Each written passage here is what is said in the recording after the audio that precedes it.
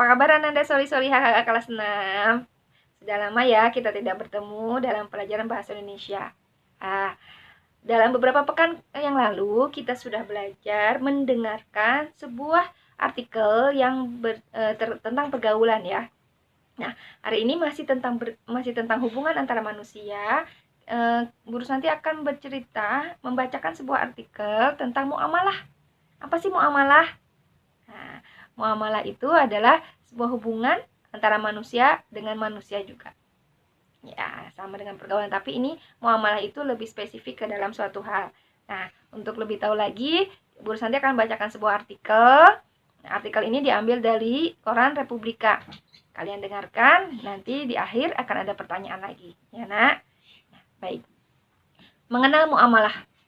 Muamalah adalah yang berkaitan dengan hubungan manusia dengan sesama. Bagian dari hukum Islam yang mengatur hubungan antara seseorang dan orang lain, baik itu secara pribadi ataupun dalam berbentuk hukum dengan kelompok masyarakat.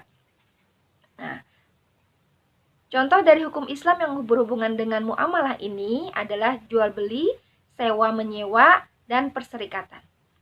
Pada awalnya, bidang bahasan fikih oleh para fuqaha atau ahli fikih dibagi dalam 3 bagian besar, yaitu akidah, ibadah, dan muamalah. Akidah mengandung kepercayaan kepada Allah Subhanahu wa taala, Rasul, malaikat, dan hari kiamat dan sebagainya yang berkaitan dengan keimanan. Bidang ibadah mengandung permasalahan yang menyangkut hubungan manusia dengan Tuhannya, seperti sholat, puasa, zakat, haji, dan hubungan yang mengatur manusia dengan Tuhannya. Sedangkan bidang muamalah adalah yang berkaitan dengan hubungan manusia dengan sesamanya dalam masyarakat. Dalam bidang muamalah ini, pada mulanya juga tercakup masalah keluarga, seperti perkawinan dan perceraian. Akan tetapi setelah terjadi disintegrasi di dunia Islam, khususnya di zaman Turki Utsmani, maka terjadilah perkembangan pembagian fikih baru. Bidang muamalah cakupannya dipersempit, sehingga masalah-masalah yang berhubungan dengan hukum keluarga tidak termasuk lagi dalam pengertian muamalah. Muamalah tinggal mengatur permasalahan yang menyangkut hubungan seseorang dengan seseorang lainnya. Dalam bidang ekonomi, jadi muamalah ini hanya mengatur dalam bidang ekonomi, seperti jual beli, sewa menyewa, dan pinjam meminjam. Fikih muamalah dan perkembangannya disebut juga fikih al-mu'awadah. Dalam fikih muamalah ada beberapa prinsip yang diperhatikan. Misalnya, dalam melaksanakan hak dan bertindak, tindakan tersebut tidak boleh menimbulkan kerugian terhadap orang lain. Setiap orang yang melakukan tindakan yang merugikan orang lain, sekalipun tidak disengaja, akan dimintai pertanggungjawabannya.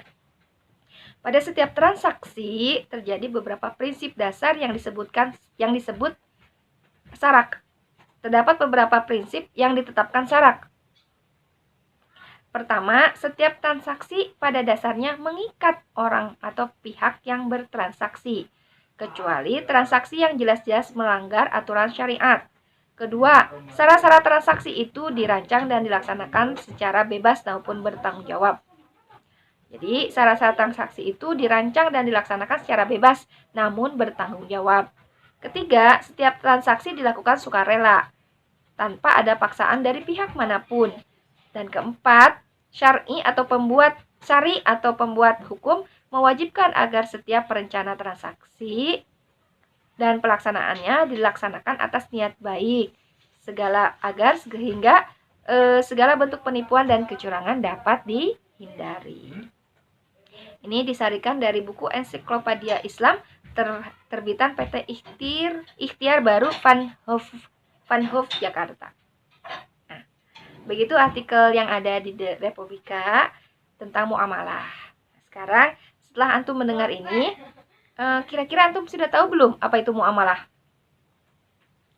Nah, silakan antum tulis di bukunya ya, di buku tulis apa itu muamalah. Kemudian yang kedua, dari artikel yang tadi Bu Santi baca, apa sih intinya? Inti dari artikel itu apa? Yang ingin disampaikan itu apa? Kalian tulis juga jawabannya. Kemudian apa tanggapan antum tentang tulisan tersebut? Apakah antum setuju dengan tulisan itu? Ataukah antum tidak setuju? Atau antum mengerti tentang muamalah dari tulisan dari artikel tersebut atau tidak mengerti? Sebutkan juga alasannya. Kenapa antum mengatakan hal itu? Ya, sebutkan pendapat antum. Kemudian ada berapa? 3 ya. Tadi apakah muamalah itu? Yang kedua, apa inti dari artikel tersebut? Kemudian apa pendapat antum tentang artikel itu? Apakah antum setuju, tidak setuju, atau antum mengerti atau tidak mengerti dari muamalah itu, atau antum punya pendapat sendiri? Silakan dituliskan pendapat antum. Kemudian yang keempat, apakah ada kata-kata yang antum tidak mengerti? Kalau ada kata-kata, antum tulis kata-katanya. Misalnya, apa sih fikih, Bu? Tulis apa itu fikih, kemudian antum cari artinya. Antum tanya kepada bunda, tanya kepada ayah, apa arti dari fikih. Tulis di buku apa yang antum tidak mengerti, misalnya fikih atau sarak atau syari'i. Nah, boleh kalian tulis, kemudian cari artinya.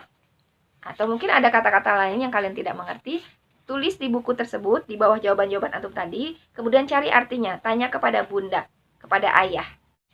Setelah selesai, kalian bacakan hasilnya. Bacakan, kemudian rekam.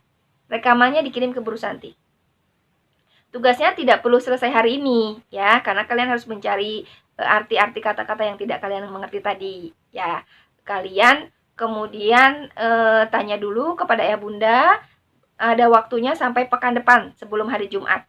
Hari Kamis terakhir mengumpulkan tugasnya. Ya, ditunggu ya tugasnya ya, jangan lupa. Ya, ini masuk dalam nilai loh. Baik.